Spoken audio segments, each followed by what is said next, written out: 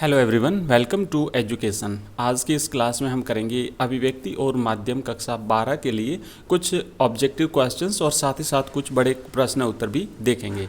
आइए करते हैं शुरू। पहला प्रश्न है, इंटरनेट पत्रकारिता आजकल बहुत लोकप्रिय है क्योंकि।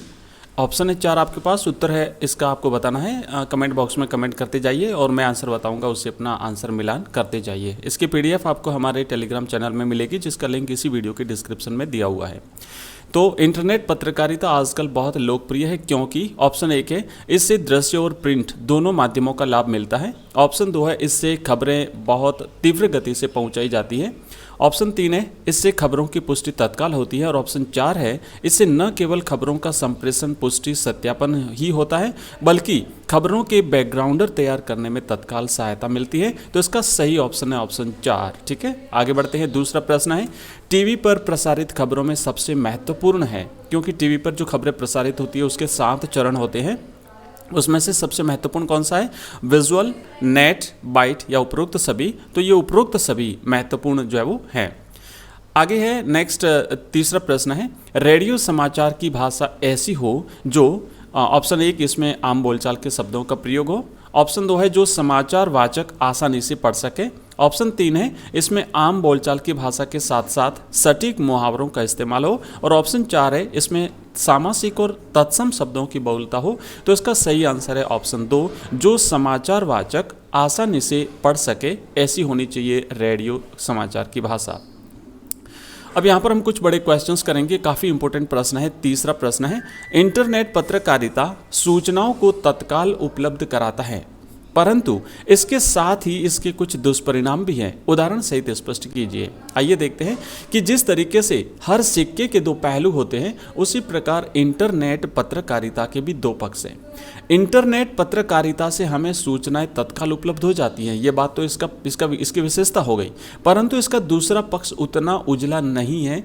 इसके अनेक दुष्परिणाम भी हैं, जैसे यह समाज में अश्लीलता और गंदगी फैलाने का साधन है। इजीली जो है ये चीज़ें हर व्यक्ति तक पहुंच गई है वर्तमान में इंटरनेट पत्रकारिता के माध्यम से, मोबाइलों के माध्यम से।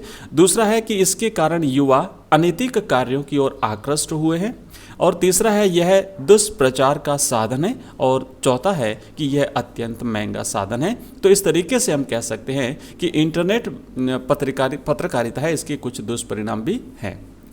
चौथा प्रश्न है, श्रोताओं या पाठकों को बांधकर रखने की दृष्टि से प्रिंट मीडिया, रेडियो और टीवी में से सबसे सशक्त माध्यम कौन सा है? पक्ष विपक्ष में तर्क देना है। 3 माध्यम यहाँ पर दिए हुए हैं, ध्यान रखिएगा। प्रिंट मीडिया, रेडियो और टीवी, इसमें सबसे सशक्त कौन सा है? तो हम यहाँ पर लिखेंगे कि श्रोताओं या पाठकों को बांधकर रखने की दृष्टि से प्रिंट मीडिया, रेडियो और टीवी में सबसे सशक्त माध्यम है टीवी। अब टीवी क्यों है? इसके पक्ष में जो है निम्नलिखित तर्क प्रस्तुत किए जाते हैं। नंबर 1, टीवी पर समाचार सुनाई देने के अलावा दिखाई भी देते हैं, जिससे यह दर्शकों को बांध करके रखता है। दूसरा पॉइंट लिखेंगे, सचित्र प्रसारण से समाचार अधिक तथ्यपरक और प्रामाणिक बन जाते हैं। मतलब समाचार के साथ में जब चित्रों को भी दिखाया जाता है तो ये प्रामाणिकता बन जाती है। और अगला यह पॉइंट इसके कि इससे साक्षर और निरक्षर दोनों ही तरह के दर्शक लाभान्वित हो सकते हैं। जो निरक्षर लोग हैं वो चित्र देख करके उन्हें खबरों का पता चल जाता है। साक्षर लोग हैं वो पढ़ लेते हैं, सुन लेते हैं। निरक्षर लोग भी सुन लेते हैं और खबरें देख लेते हैं। और अगला है पॉइंट, कम समय में अधिक समाचार दिखाए जा सकते हैं और समाचारों को अलग अलग रुचिकर ढंग से दर्शाया जाता है। इस तरीके से प्रिंट मीडिया, रेडियो और टीवी में सबसे सशक्त माध्यम हम टीवी को मानते हैं। अब इसके विपक्ष में जो है वो तर्क क्या है? पहला पॉइंट है कि टीवी समाचार सुनने और देखने का महंगा साधन है। दूसरा पॉइंट है कि दूर दराज और दुर्गम स्थानों पर अभी इसकी पहुंच नहीं हुई है।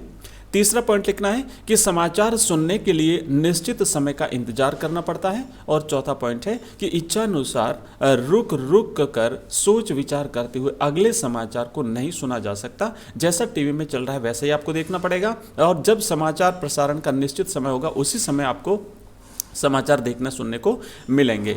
और काफ़ी दुर्गम स्थल है, वहाँ पर अभी भी इसकी पहुँच जो है वो नहीं हो पाई है। तो इस तरीके से ये जो इसके पक्ष में हम इस तरीके से तर्क दे सकते हैं।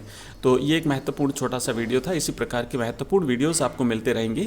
आप हमारे चैनल को सब्सक्राइब अवश्य करिए, अपने मित्रों के साथ शेयर करिए। बहुत बहुत धन्यवाद आपका।